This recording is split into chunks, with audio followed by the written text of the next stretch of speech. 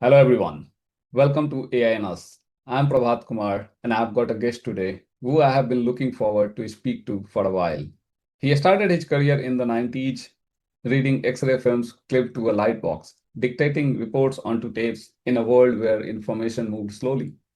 And a diagnosis depended as much on patience as on knowledge. 3 decades later, he has become one of the leading voices asking a very different question. When AI enters the X ray examination room, who is actually responsible for the decision? Dr. Sharad Maheshwari is a consultant radiologist in abdominal imaging and the lead for clinical AI at Kokila Dhirubhai Ambani Hospital in Mumbai. He is trained and worked across India, the United States, and Canada, and he has spent his career watching medicines transform film to digital, computer aided detection to deep learning, and now generative AI. He has curated a teaching archive of over 200,000 imaging cases, sits on his hospital's ethics committee, and founded BeResponsibleAI and the Institute for Responsible Healthcare AI.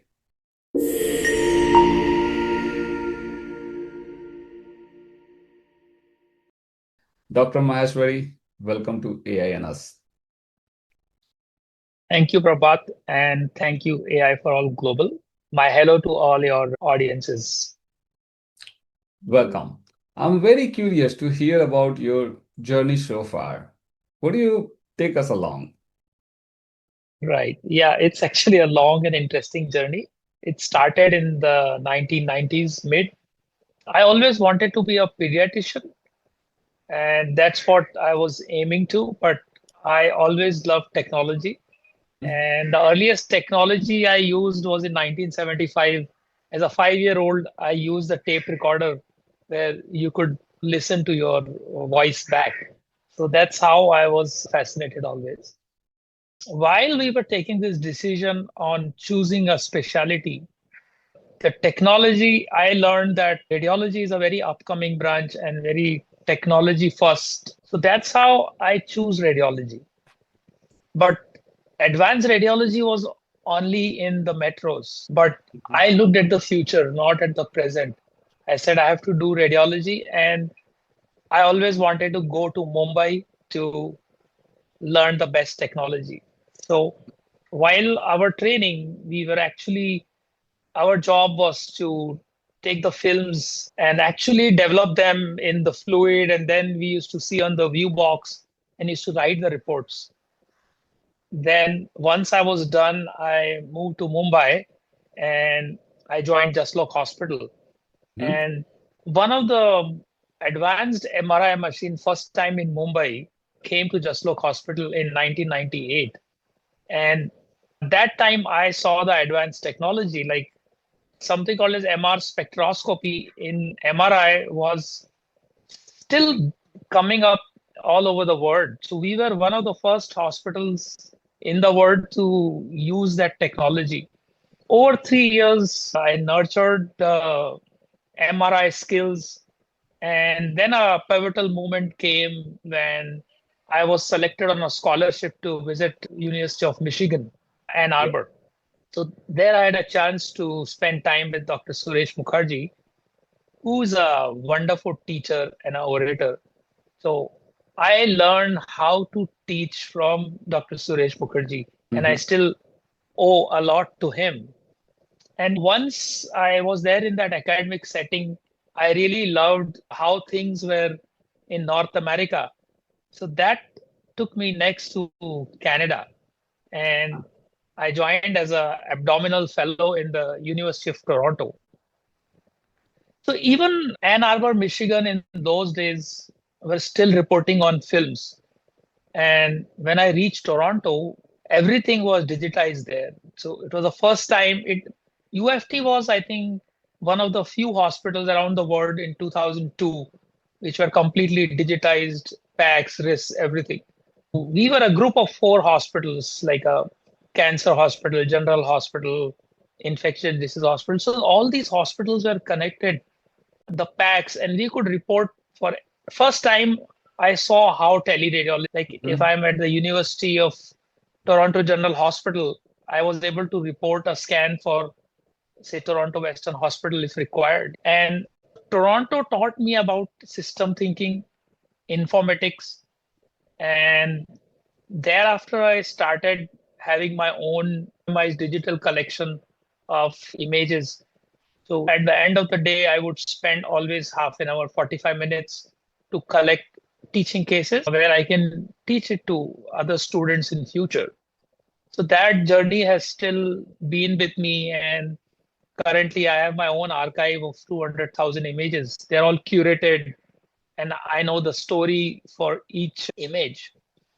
So once my journey was in Toronto was over, I got a job offer at the McGill University in Montreal. I was there for 4 years. One of my mentors was Dr. Caroline Reinhold, and I learned a lot of judgment. Like technology is correct, but the judgment still remains with human. So Right. that I learned in McGill University over 4 years. And finally, I had to come back to India, give back to my motherland. So I was back in Mumbai in 2008, and I joined Kokilaben Hospital as abdominal radiologist.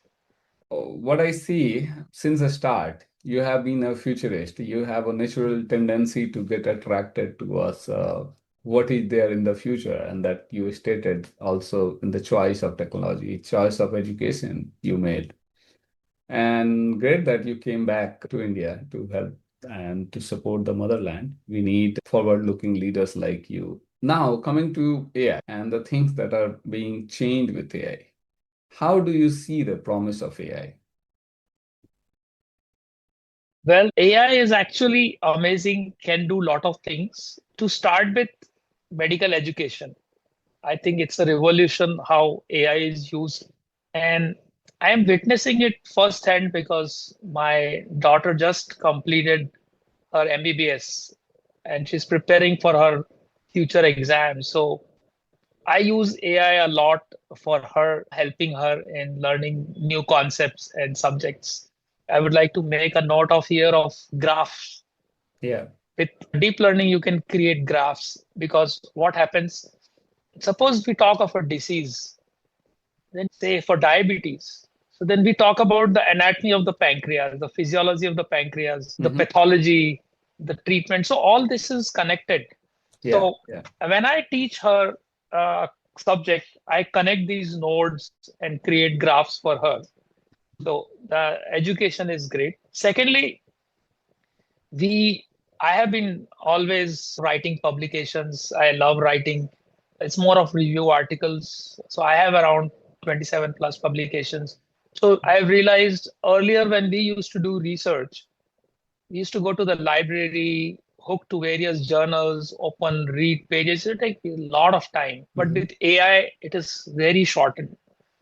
Earlier, I remember writing references was like a very difficult job, each reference writing properly, but now AI does it in a breeze. So education, research, then there, and as a radiologist, every day when I go to a hospital, though my main job is to read the scans and give a report or a judgment, but then there are a lot of administrative tasks. Yeah. So that take away my 50% time. So with AI, that thing is going down. So AI is taking away those mundane tasks, which you don't need a radiologist to do that. So I can focus on my work. I get more time for research now. Earlier, we used to get a half day or one day in a week dedicated for research, but I don't think we need that anymore. We are able to get more time every day because of AI taking up the administrative tasks. One of the examples which I would like to give, when a patient comes for a scan, usually the problem is deep. And they have, some of the patients have records of years. It's not possible for a human to go through the records. So Yeah. there, so now AI summarizes all that in as like one document, and within few minutes I get the full story. So this is how AI is helping. That's very nostalgic. I recall also going with my parents sometime to the doctors and myself. If you visit to a few doctors, even for smaller challenges, right? Then you quickly create a file with 10, 15, 20 documents to start with, and it started becoming overwhelming after some time. So I recognize this completely. Yeah, and that's the mundane task where we can pick up AI. But with that, so if AI is so useful, then what's the catch? And are there catches? And have you caught few? That's an interesting question. And yes, so one of the tasks in radiology AI has to, so say like I come in the morning and there are say around 30, 40 scans in the list. Some of them may be urgent, like if somebody has a brain hemorrhage, I should give the report earlier than for somebody who is a follow-up scan of say something else. So earlier, I would not know which scan is I should read first. I would just read from 1 to 40. Yeah, But how AI helps here, AI, first of all, checks the history, checks whether the patient is coming from emergency, inpatient, or outpatient. Then, third, if you deploy agents which can, or rather applications which can read scans, so AI can do the first read and flag the important ones and push them up the list. yeah, But now imagine two scenarios can come up here. Something critical like say pulmonary embolism, the AI may miss it and keep it at the bottom of my pile. That's possible. Or it may just call every other problem of pulmonary embolism and put up on my list. So then I'm getting too many alerts and it is not serving a purpose. So that is something we call as automation bias. yeah. So a lot of work is actually being done on that. And as newer and newer models and applications are coming, this problem is getting less. So automation bias is something I would always worry of. Yeah. Yeah, it's also into human tendency, right? Often, if something is answering correct most of the time, then we start getting reliant on it. And more, we start believing this is the fact, lose the lease in a way. And that can hit sometime. Yeah. That's true. Cool. So automation bias is something that you have experienced and you are seeing that could be some challenge at some points. How do you personally manage this? What is your approach that you are not caught to it? Okay, yeah, no, that's very interesting. So what I do, I club my reports into three categories: the emergency scans, the admitted patients, and the OPD scans. The first thing I pick up the emergency lot and we finish that. And if there is a AI which is already telling the finding, I would not see the finding first. I will have look at the scan, make my opinion, and then check it. It's like you are doing a mock test. You already have the answer key. So how would you like? You would look at the answer key first, or make your mind and then check the answer. The So later, I but follow then, the same yeah. philosophy. I love that example. How does that still make it beneficial? Because then you are spending the same amount of time, right? That you would do otherwise or not. To some extent, it may add to your time, but based on the history and whenever we are looking at a scan, we follow a pattern always. So we get used to it over the years and we can do it pretty fast. Yeah. But that is the I'll promise tell of you, AI, right? That yeah. with AI So, you don't do that much. yeah. So there's one more thing. When I'm drafting a report, earlier, the dictation system which we were using a couple of years back used to learn from your style, but then it will not take care of the grammar. Like I used to dictate everything like clinical history, colon, this patient presented with fever, comma, semicolon, full stop, next line. So that used to take a lot of time. Yeah. But now I have to just say what I see without bothering about the grammar, full stop, next line. So Yeah. that reporting time has drastically reduced. So what used to take 5 to 10 minutes to dictate a good report, check it. Now it is done in 3 to 4 minutes. Yeah. So the That's crown the jewel of your work, which is really identifying what's good or bad in a scan, that you still keep yourself on the lead. But for everything else, you have great help with AI. right, right. Yeah. I'd like to tell you one more situation. Since we are a academic institute, we have students, MD students, DNB students who pass out after 3 or 4 years of training to become radiologists. So a lot of emergency work and the inpatients, they do the first read for us. Huh? So for me, I'm already in that situation. Like I tell my residents, like when you leave this hospital and you go to some other place where you don't have students, but you will have AI doing the first read. So my job is to check the report.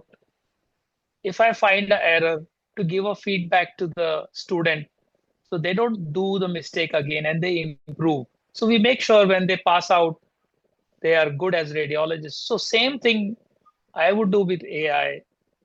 In fact, I tell you about this concept called as federated learning, which Hmm. is something very important for healthcare. So all these AI applications which are being developed should have federated learning where we give a feedback like a student. Yeah. So I always felt if I can train a student, I can train my dragon as well. Yeah, yeah, indeed. That's one thing though, especially we talk in tech space, that AI is as good as interns, right? So Yeah, interns make mistake, but so does AI. Yeah. But the dilemma is real for the business owners. Sometimes they see that, okay, then if both are similar, then why not AI? It's faster. It also makes mistake, but not similar. But that means businesses focusing more on AI. And that creates a big problem that how do we prepare those experienced professionals in any field, including your, that they have sufficient experience of reading and analyzing the report. Now, if they rely on AI supported solutions, do you see this as a right. problem? Do you see this as, or perhaps not now, but do you see it as a potential problem? It will eventually happen. Like in our hospital, there are very few places where AI is doing the job first and then we are checking. Like, for example, for stroke MRIs or creating a digital twin for a liver transplant, AI is doing the first job and then we are checking. But otherwise, we are not using AI for reading scans. Currently, we are employing it more for the administrative tasks, drafting the reports. And one interesting thing which AI does very well, if I have recorded and documented each and every abnormality from a scan, AI can connect the dots Yeah. Yeah. from keeping the history in mind. So that itself is amazing. So some of cognitive offload is happening, will happen, but till as teachers, we make sure students don't rely too much on AI in their initial training. That would be the key. Yeah. But once they're in practice, in next 5 years, a lot of things will be automated. It's something we cannot stop. Yeah. But That is what worries me. That yeah, but I tell my students the pen is yours, the sign is yours. Keep that in mind. That's a good one. The pen is yours, the sand is yours. Yes, indeed. Okay, that's a nice connect for my next question. So, is more AI always better? Okay, that's a catch-22 situation. Let me tell you how healthcare is different from other fields. Say, for example, you are searching for a restaurant and AI gives you a false information about that restaurant. Well, it may spoil your few minutes or You may not get the food of your choice, but it's not going to affect in a deep way. But in healthcare, many of the times the decisions are irreparable and irreversible. If AI makes a wrong decision of operating a patient which never required a surgery, you cannot undo the surgery if you have already done. So that is an important thing. Cost of failure is very high, Yes, right? yes, yes. So we need to identify where cost of failure is less, and that should be the main critical point to bring any AI in this space. That's how I Right. shall read. Yeah. Okay, cool. Then you work in Mumbai, right? You're thinking about AI has a much wider frame, and you have also seen a global perspective through Canada, USA, and many other places. But keen to understand what does it mean that the AI solutions built majorly in USA and Western world, and more recently within Chinese ecosystem, how do they fit in global south and India specifically? Are there some real challenges? Yeah, actually, that's a very nice question you have asked because every patient community that comes to not that city but to a particular hospital is different. Like the community of patient which comes to my hospital in the western suburbs of Mumbai can be different from somebody coming in South Bombay or say in Navi Mumbai or in Pune. So whenever a AI application is made in a particular setting, if it changes the hospital, it has to undergo retraining or fine tuning for that subset. I would say an epic example of this is the Epic Sepsis tool, which was trained in a particular hospital in US and then it was deployed in multiple hospitals across US. And that software didn't do well in other hospitals. There were automation bias, unnecessary alerts. Finally, the application had to be withdrawn.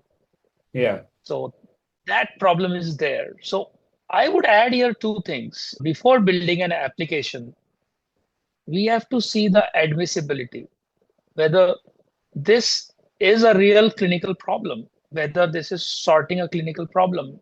Can it fit in a clinical workflow?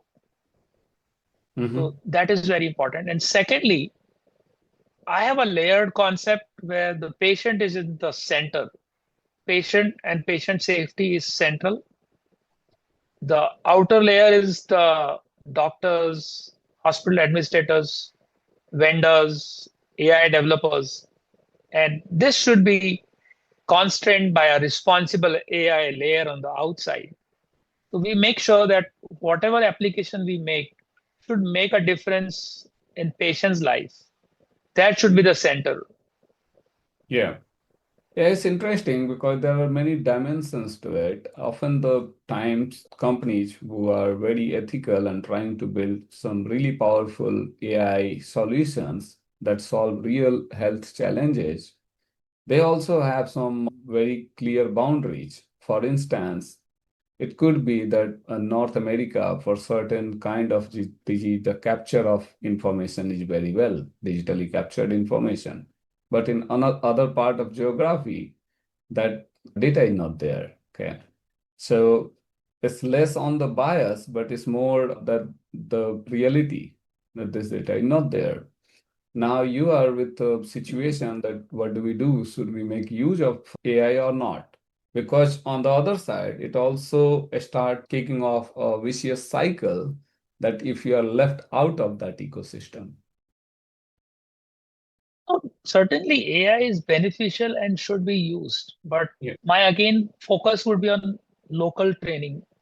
So when I install a software which is either used in US or some other part of country or even some other hospital in Mumbai, but if it comes into my hospital, it has to go through validation for my patients, my local people.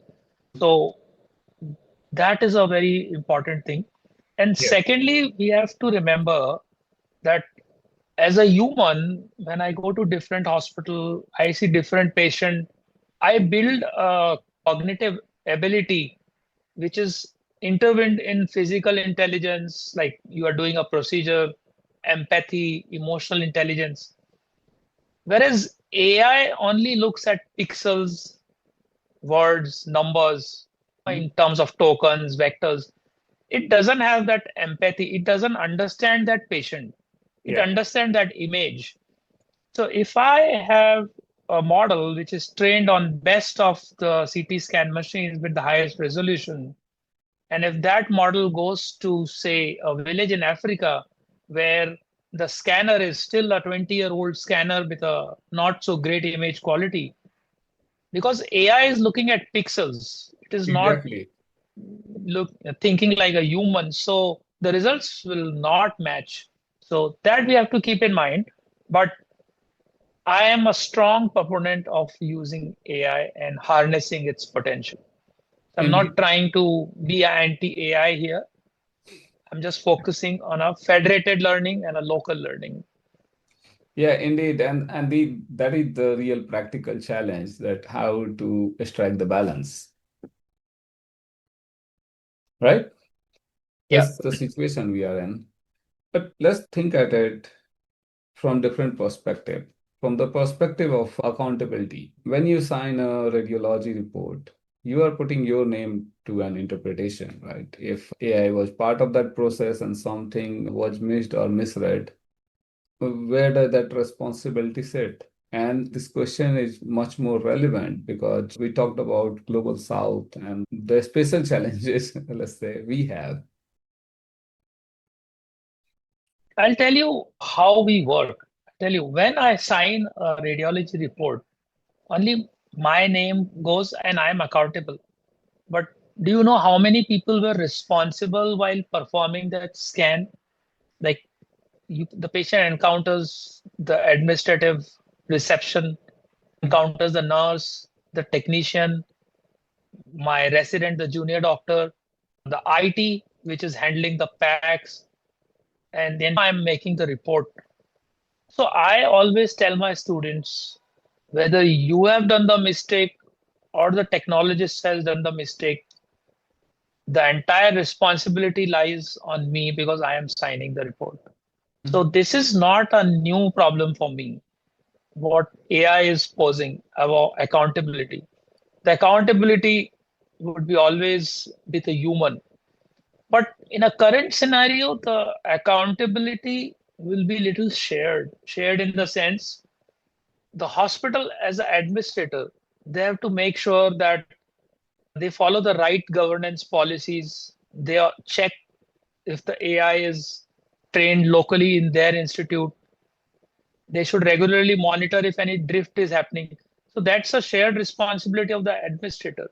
Similarly, vendor has a responsibility.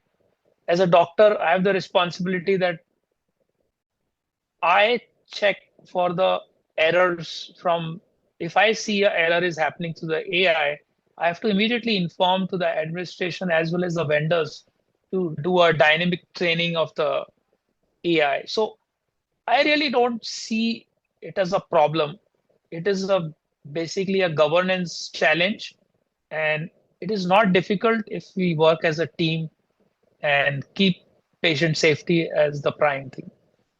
So basically, a few new players are coming in the game. So your workflow already had more people and you were accountable. Now that workflow has also people and non-people, non-human things, and some parties Right, you are quietly responsible for silent. them. Yeah, Right, right, right. indeed. And that's the process we need to build somehow. How do we provide that feedback? How do we ensure that it remains working the way we want? Did I get it right? Yeah, that's true. And I'm doing a lot of work in that direction, doing some research as well, like how I'm working with Be Responsible AI and all that direction. Mhm. I would definitely love to share more about it. Can you share a little bit? I'll give a little background. In my hospital, I'm member of the Institutional Ethics Academics Committee, Mhm. and our job is any doctor. if he wants to do a research study, or our radiology DNB students want to do a thesis, which they're supposed to. So they build a project and they submit to the ethics committee. We go through it carefully. And when I say carefully, we are like a 9 or 10 member team, which also includes a social worker, a non-doctor, a lawyer. So we look at those projects from all the aspects. And there are times we reject. We tell them this study cannot be done. So when I started vibe coding last year, I realized like now a 5-year-old can code a application by just dictating on the chatbot. And I realized there's no institutional committees outside hospitals or institutes. People are free to make what they want. Yeah, yeah, So who is thinking about governance? Certainly not the one who is coding. A 15-year-old, now we have entrepreneurs, founders age at 15 years, but they have no training on the ethics part. yeah. That gave an idea to me to build something called Be Responsible AI. And the Be Responsible AI is nothing but a virtual institutional ethics committee. So all my experience over the years as a member, as well as my research and education experience, I created a mentor chat called as Be Responsible AI, which works on a principle which I call as RATS E, that is a resilient AI trust score. And it has 6 pillars of responsibility, accountability. I don't want to bore your audience, but Yeah. it covers all the 6 pillars, including the environment, ethics. So if anybody goes to Be Responsible AI and submit its idea, it will dissect your idea into these 6 pillars of accountability, ethics, environment, and give them what is good and what is bad about their idea. And it also tells you if this idea is bad, how to rectify it. Super. So, That's great to and know then gives about it, this yeah, initiative. And I yeah, really yeah. think that there's something like this is needed, and many, many like this actually. So kudos to you. Thank you. Before we get to the rapid fire, I want to ask you about something more personal. You completed the leadership with AI program at the ISB in 2025, and you are a veteran clinician. What does a senior doctor learn about AI that actually changes something in his and her way of working? I know many doctors who are a bit resistant to it. This is for techies. So that's also back in my mind the thought behind this question. And I want to hear from you your experience. Right. So, in fact, before joining the course, I did already read about AI and learn about it. But I think the benefit I got doing the course was one, more of system thinking, consolidating already what I knew. Secondly, I could get the perspective of my colleagues from various industries. So it gave me a comprehensive review of what AI can do, cannot, and what it should do. Mhm. And then the pivot was the governance part. So that's why I think doctors have a great role in governance of AI. Uh, Now, creating AI solution is no longer a challenge. Anybody who can understands a little bit of domain knowledge can vibe code and create products. But making the right product that can be governed is important. And so it is important for doctors to learn how AI works so that they can govern it better. And it is for the good for their patients. Yeah. Yeah, I've experienced that speaking to a few doctors who make use of certain apps on their computer or mobile, which make use of AI, but they don't think that this is AI. They don't know that this is AI. And we are still at the beginning, right? It's growing exponentially. So this is gonna be very interesting. How does doctor community get up to speed with it? let's jump to our rapid fire round. One breath per answer. I will not follow up on any of these, so I just want a word from you. Right, right. One word for what responsible AI actually requires. I think this is easy. Accountability. The most overrated promise of AI in healthcare. That it will replace doctors. The most underrated risk. Oh, overconfidence of AI. A question every hospital should ask before deploying an AI tool. So whether is it really solving a problem or just we are having for the sake of it? A question every clinician should ask themselves when they use AI. Will I make the same decision if I don't use AI? That's And how AI is helping me out giving a better decision? something AI genuinely does better than a radiologist. Scale, scaling something. Super. Something a radiologist genuinely does better than AI. Judgment, empathy. Thank you very much, Dr. Maheshwari, for those rapid round questions. I really loved it. We are coming towards the end, and I want to bring this somewhere useful for people listening and watching. A doctor is watching to this episode. They use AI tools in their clinical work every day. What is the one thing you want them to leave with? Okay. Don't outsource your judgment to AI. Use it for every other task. Super nice. And for someone outside medicine, someone who just uses an AI product in daily life, what does your clinical experience tell them about how to think about the tools they're trusting? Yeah, that's an interesting question because nowadays when patients come to a doctor, they know everything about the disease because they've asked ChatGPT or Claude or Gemini. My takeaway and my advice to patients would be that AI is very good at language and it tells things very confidently, but it may not be right always. So for your learning, you may go through it, but listen to your doctor and go with his judgment than the AI. Sure. If you could rebuild Be Responsible AI from scratch with everything you know now, what would you do differently? Okay. Yes. So when I built Be Responsible AI last year, the main aim was whether I am building the right product or not. But now we have gone one step ahead. Now the need is governance while the product is running. So the runtime enforcement, when the actual AI is deployed and when the AI is actually giving decisions, we have to monitor the drifts, the errors, give proper feedback. So yes, we are coming up with the new version soon. That's Perfect. what I would have done last year.